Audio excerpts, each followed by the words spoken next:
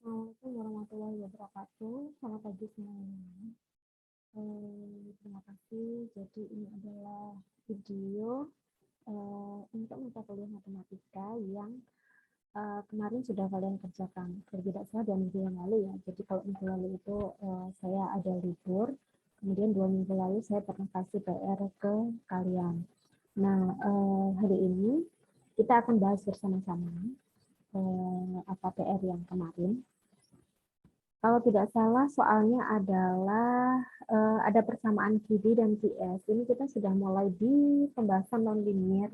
Jadi bahasanya sudah nonlinier, pangkatnya kalau nonlinier, jadi kalian bisa menandai pangkatnya itu pasti lebih dari 1. Ada yang pangkat 2.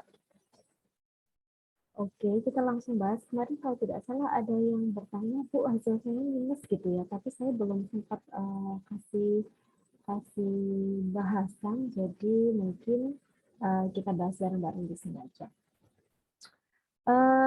Soalnya adalah hitunglah harga dan jumlah keseimbangan pasar dari suatu barang yang permintaan dan penawarannya masing-masing ditunjukkan oleh persamaan QD sama dengan 40 min P kuadrat, kemudian QS sama dengan min 60 plus 3P kuadrat.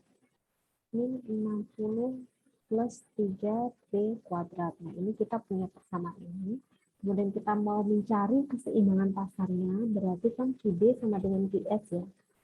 Saya lihat coba pekerjaan teman-teman kemarin, yang negatif itu yang mana ya? Ada yang bilang ke saya, Bu, coba ini kok negatif gitu. Oh, pada di pajaknya. Coba. Oke, kita kerjakan dulu yang ini.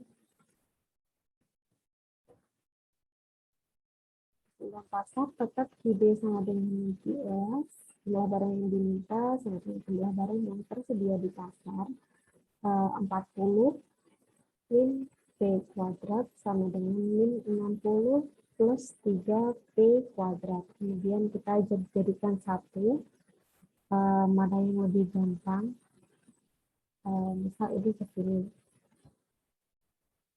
mana yang lebih gampang. 40 plus 60 sama dengan 3P kuadrat plus P kuadrat. Ini pindah ruas ya, P-nya pindah ruas, kemudian jadi plus 100 sama dengan 4P kuadrat. Jadi P kuadrat sama dengan 100 dibagi 4. P berarti kan akar dari 100 dibagi 4, 25. P sama dengan ini P. Kemudian setelah P, kita mau cari Q. Paling aman Q itu adalah pakai QD. Jadi dimasukkan ke persamaan QD. 40 min P kuadrat, 40 min 5 dikuadratkan 35. Sama dengan berapa? 16. Jadi Q equilibrium dan P equilibrium itu ada di harga 5 dan jumlah barang yang diminta adalah 15 gitu. Kemudian selanjutnya, soal selanjutnya adalah apabila terhadap unit barang yang dijual dikenakan pajak gitu ya, sebesar Rp2, berapa harga dan jumlah keseimbangan baru. Kalau pajak, kalau subsidi seperti yang sudah kalian pelajari, itu yang berubah adalah QS-nya. Jadi yang bermasalah, bukan bermasalah ya, yang berubah itu adalah QS-nya.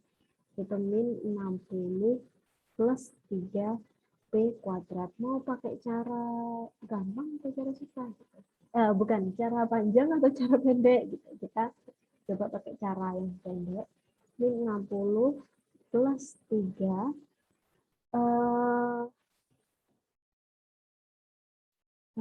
gimana ya? Coba kalau cara pendek gimana? P min 2 gitu, kuadrat gitu ya. Coba kita hitung dulu ya. Bu Angger ini belum hitung juga. 60 plus 3 kali P kuadrat ya, min 4P min 2 plus 4 gitu ya. Coba dihitung dulu. Min 60 plus 3P kuadrat min 12P plus 12 gitu ya. Jadinya kalau disederhanakan 3P kuadrat min 12P, 12 sama 60, 60 kurang 12 berapa? 48 ya. Ini 48. Apakah benar seperti ini?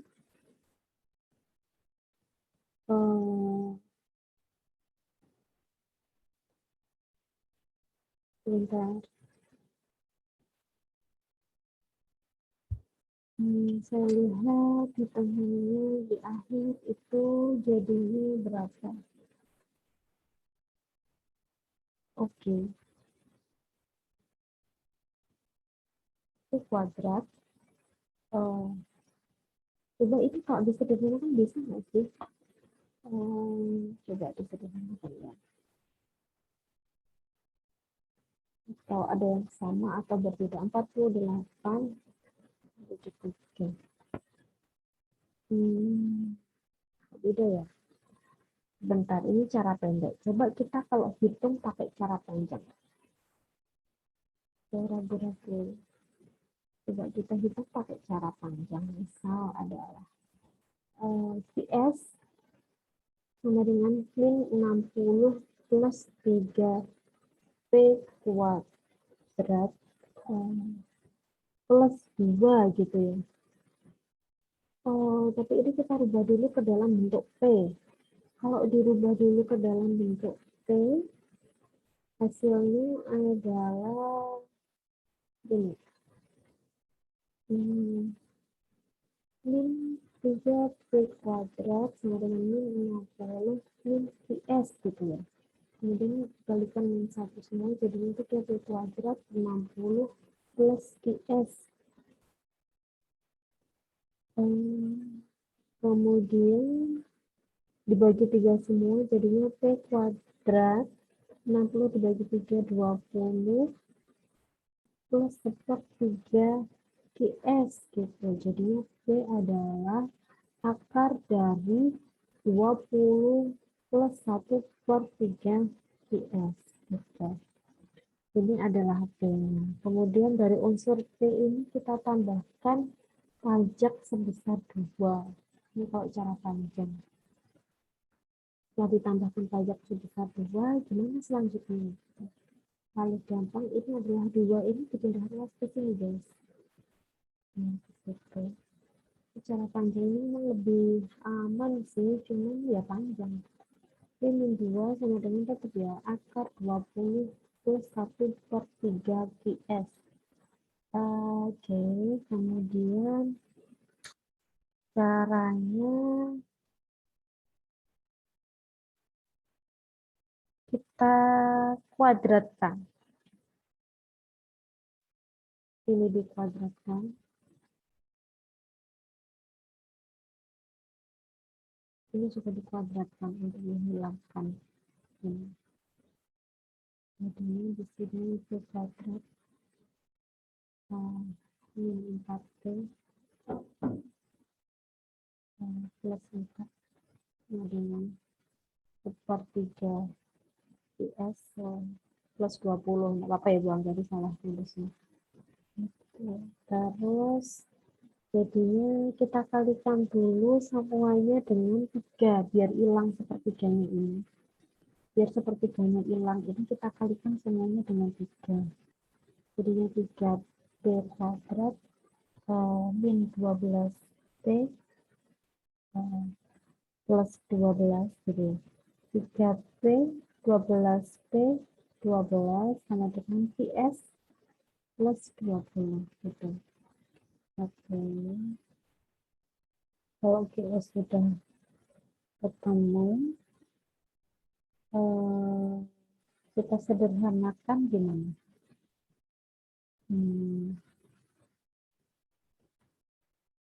Kita sederhanakan jadinya kalau ini 3B kuadrat sama ya, min 12B plus 12 min 20 jadinya sama dengan QS. Sebentar ya, saya hitungkan ke sana.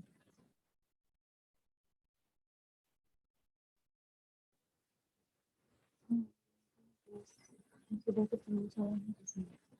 Ini tadi kan sudah dikalikan 3 ya, jadinya QS-nya 20. Nah, ini belum dikalikan 3. Jadinya error. 60 gini. 60, di sini juga 60.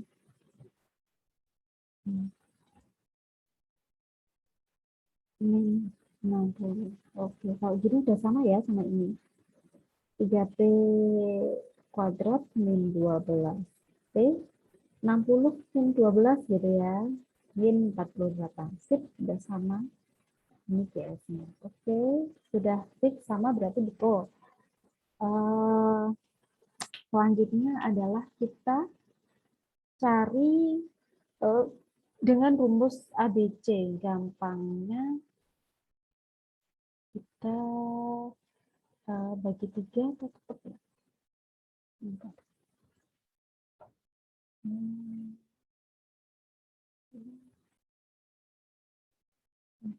Setelah ini kita sudah ketemu QS aksen. Berarti ini QS setelah pajak. Kemudian kalau udah ketemu QS setelah pajak, kita masukkan ke QD sama dengan QS. QD sama dengan QS ya. Jadi QD sama dengan QS aksen. QD-nya tadi berapa? QD-nya 40 min P kuadrat.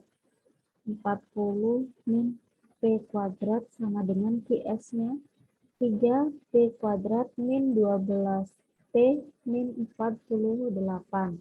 Oke, kemudian kita jadikan satu pihak, satu ruas. Jadinya gini guys, 80 sama dengan 3. Langsung ya, bisa nggak itu kira-kira? Ini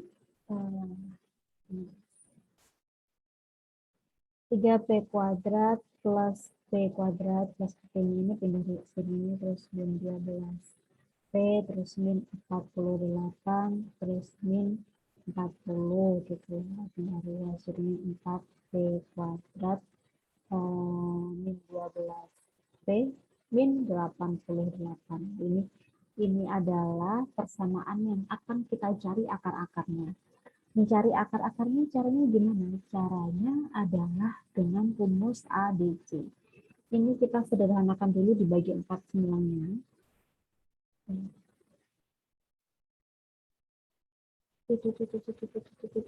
Dibagi dengan 4, jadinya P kuadrat 12 dibagi 4 ini 3P 88 dibagi 4 ini 22. Oke, jadi persamaan ini adalah persamaan yang akan kita masukkan ke rumus ABC ya, guys. Cukup panjang dan melelahkan, tapi nggak apa-apa, harus kita lewati. Saya save dulu ini. Oke, saya clear ya. P kuadrat min 3P min 22. P kuadrat B3P P kuadrat min 3P min 22. Betul? Sama dengan 0. Kita masukkan ke rumus ABC. Rumus ABC gimana caranya kemarin? Sudah ketemu ya? Di bukunya sudah lihat?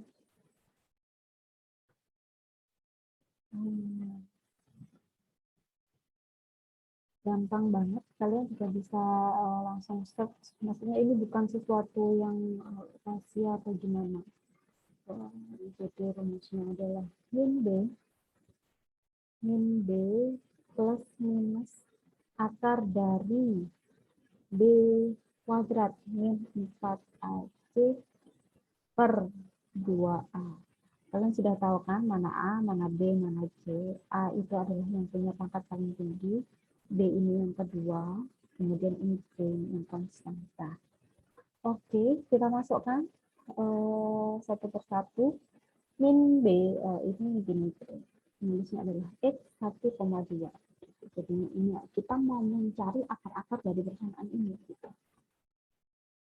Min B, min 3, jadinya kan plus 3, plus minus akar dari B kuadrat. Min 3 dikuadratkan, 9.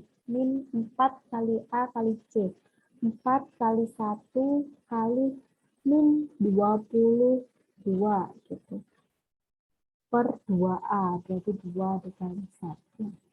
Sama dengan 3 plus minus akar dari 9 dikurangi, min 4 kali 1, min 4 ya, kemudian min 4 dikali min 22 jadinya plus 88 dibagi 2. Kemudian di sini kita punya akar 3 plus minus akar 88 ditambah 9 berapa? 107. Oh, 97. 97 per 2. Jadi akar-akarnya ini punya makna itu kayak gini. X1 atau akar 1 itu sama dengan 3 plus akar 97 per 2. Sementara itu X2 itu sama dengan 3 minus akar 97 per 2. Gitu. Jadi kita hitung pakai kalkulator 3 plus akarnya 97 itu berapa? Kalau tidak pakai kalkulator ya tidak bisa juga saya. Jadi boleh pakai kalkulator. Akar dari 97 itu 9,8 guys. Terserah kalian mau ngitung mau nulis dua angka di belakang koma atau satu angka di belakang koma itu nggak apa-apa. Nanti Bu Anggawi koreksinya dari atas 9,84 per 2. Yang satunya 3 minus 9,8 per 2. Ini 9,8 kalau ditambah 3 itu jadinya 12,8 per 2. Jadinya 6,4. Ini adalah X1. Sementara itu yang di X2-nya, kalau berapa? 3 dikurangi 9,8 itu negatif 6,8 dibagi 2, jadinya negatif 3,4 gitu. Karena harga itu tidak mungkin ini kita cari akar P ya tadi, akar dari P ini, akar P ini. Nah, Bu Amiri sudah bilang kalau harga itu impossible negatif. Kalau 0 masih oke, masih bisa gratis itu. Tapi kalau harga itu negatif, kita tidak rasional. Jadi yang kita pilih adalah akar yang positif, yaitu 6,4 gitu. Jadi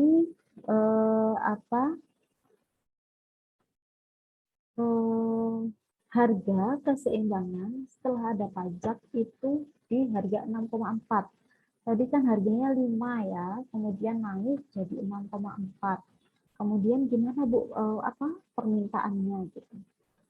Permintaannya jadinya kita masukkan ke GD. Jadi 40 min P kuadrat. 40 min P kuadrat. Kemudian 40 dikurangi 6,4 kuadrat. Nah, 6,4 kuadrat itu berapa? Kalau 6 kuadrat kan bisa. Nah, kalau 6, 36. Ini untuk angka itu kalkulator. 40,96. Oh ya, 40,96.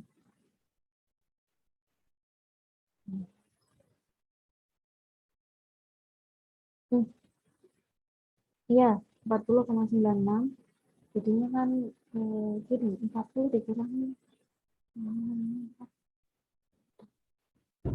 40,96 gitu. Berarti kan negatif ya hasilnya ya. Negatif 0,96 gitu. Gitu. Tuh, gimana kok negatif gitu jumlah barang yang diminta. Kemarin nanyanya jumlah barang atau harga ya. Jadi kalau harga itu nggak mungkin negatif, tapi kalau jumlah barang it's okay negatif. Itu maknanya apa? Maknanya pajak yang dikenakan terhadap barang tersebut itu terlalu tinggi. Jadi tidak ada yang mau beli. Arahnya kalau digambar di kurva itu dia negatif di bawah 0. Jumlah barang yang diminta itu di bawah 0. Itu tidak ada yang beli karena pajak yang dikenakan itu sudah terlalu tinggi dan itu tidak ada gitu. Padahal pajaknya cuma 2 ya. Mungkin ini untuk barang-barang apa nih? Nah, kalau apa? Kalau dihubungkan dengan mikro, barang yang harganya naik sedikit aja udah langsung nggak ada yang mau beli. Nah, kira-kira barang apa? Gitu. Coba kalian pikir-pikir ya nanti sambil cari di mikronya. Kira-kira barang apa yang kalau ada harga sedikit, kenaikan harga sedikit aja langsung nggak ada yang mau beli. Itu harga. Itu barang apa? Elastis, inelastis, elastis uniter atau yang lain? Coba kalian apa? Dalami. Jadi beginilah apa? Mikroekonomi dan matematika ekonomi itu saling terkait dan semua fenomena di dalam perekonomian itu bisa sebenarnya kita pikir-pikir. Oh, analisis. Oh, ini berarti elastis. Oh, ini elastis. Oke, ini sebenarnya belum selesai ya. Kita harus mencari pajak yang ditanggung oleh konsumen, pajak yang ditanggung oleh produsen, kemudian pajak yang diterima oleh pemerintah. Gitu. Kita mau menghitung bagian pajak yang ditanggung oleh konsumen. Namanya adalah tax konsumen, TK. Kemarin Bu Anggari bilangnya itu TK, tax konsumen. Tax konsumen itu dapatnya dari mana? Tax konsumen itu adalah harga setelah pajak dikurangi harga sebelum pajak. Harga setelah pajaknya tadi 6,4. Harga sebelum pajaknya 5. Jadi harga yang harus ditanggung oleh konsumen itu adalah sebesar 1,4. Kemudian pajak yang ditanggung oleh produsen ya pajaknya itu berapa, tax-nya itu berapa, dikurangi tax yang sudah dibayar oleh konsumen. Jadi tax tadi kan 2, kemudian yang ditanggung oleh konsumen 1,4. Jadi yang ditanggung oleh produsen 0,6. Gitu. Kemudian jumlah pajak yang diterima oleh pemerintah tax besar itu kan berarti fee setelah pajak dikali dengan pajaknya lah. Fee-nya kan negatif tadi. Fee-nya negatif berapa tadi? 0,96 dikali tax-nya 2. Jadi sebenarnya ini tidak ada yang dibayarkan ke pemerintah karena nggak ada yang beli. Gitu. Jadi kalau di bawah 0, ini kalau fee-nya pun jumlah barang yang diminta fee-nya ini pun 0, itu sudah tidak ada barang jumlah bagian pajak yang diterima pemerintah karena tidak ada yang mau beli. Kemudian nanti pasti pemerintah melakukan kajian ya, kajian ulang. Oh ternyata pajak yang saya kenakan terhadap suatu kelompok barang itu terlalu tinggi. Oleh karena itu nanti ada kebijakan lagi gitu biasanya. Oke, pembahasannya satu nomor ini sampai di sini dulu. Silakan kalian pelajari dan dalami. Saya berikan tugas lagi sama seperti ini, sama persis, tapi tugasnya adalah subsidi. Gitu ya.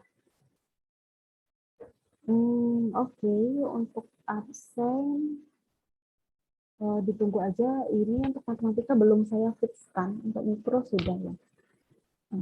Untuk PR-nya dikumpulkan hari ini. Oke, malam sampai malam nggak apa-apa. PR-nya adalah ada persamaan PR. Persamaannya QS sama dengan min 28 plus 2P kuadrat. Kemudian QD sama dengan 20 min P kuadrat. Kemudian ada subsidi sebesar 2. Subsidi sebesar 2. Dikerjakan seperti tadi. Cari keseimbangan sebelum pajak, sebelum subsidi, dan keseimbangan sesudah subsidi. Gitu. Kemudian kalau bagian subsidi yang diterima nanti kita bahas lagi. Oke. Terima kasih. Semoga manfaat ya. Jadi kalian semoga bisa memahami. Untuk kita kalau sudah oke move on ke materi. Saya akhiri. Wassalamualaikum warahmatullahi wabarakatuh. Terima kasih semuanya. Ini saya mau mengakhiri kok tidak bisa. Halo.